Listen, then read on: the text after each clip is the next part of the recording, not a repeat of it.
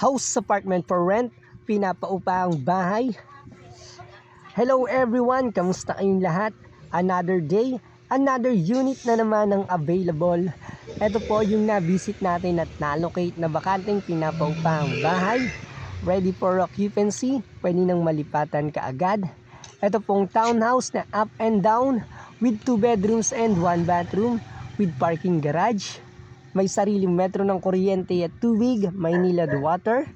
Nakatiles na rin ang flooring, bagong pintura, malapit sa highway, may malapit na school at market. It's inside subdivision, good community and flood-free location. May provision na rin para sa mga aircon. Yes guys, maganda yung bahay at maganda rin ang location, inside subdivision, good community and flood-free location. Hello everyone, para sa mga naghahanap ng house and apartment for rent, bagong malilipatang pinapaupahang bahay, welcome po dito sa ating YouTube channel.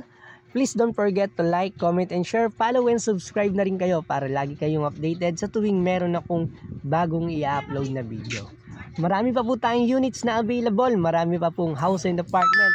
Pero for this video, eto lang po muna ang i-share ko sa inyo. Etong townhouse na house apartment for rent, 15,000 pesos monthly, located in Bacoor City, Cavite. Yes guys, next time na lang po natin videoan yung loob. Sa ngayon, kakalocate lang kasi natin ito. Updated pa po ito. Yan, sa mga naghahanap ng updated na mga bakanteng house and apartment for rent, nandito na po kayo sa ating YouTube channel. Pili na lang po kayo ng mga house and apartment. Nakapost na po yung ibang bahay.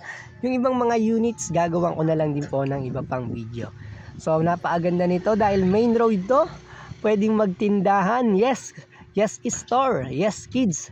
Yes pets allowed and yes parking.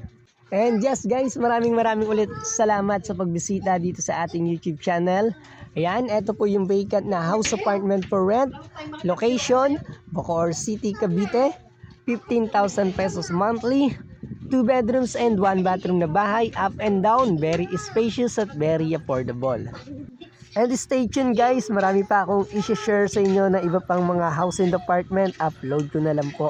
And yes, sa mga interested, kung gusto nyong bisitahin para makita rin ng personal itong house and apartment for rent, ayan, anytime po pwede nyo itong makita. Kung gusto nyo, pwede rin kayong tumawag sa aking cellphone number, mag-PM sa aking Facebook, pwede kayong mag-assist sa akin. Ako ay locator and vlogger ng mga house and apartment. Maraming salamat po ulit. Ito yung house apartment for rent, 15,000 pesos monthly, 2 bedrooms located in Bacoor City, Cavite. Salamat po, yun lang po.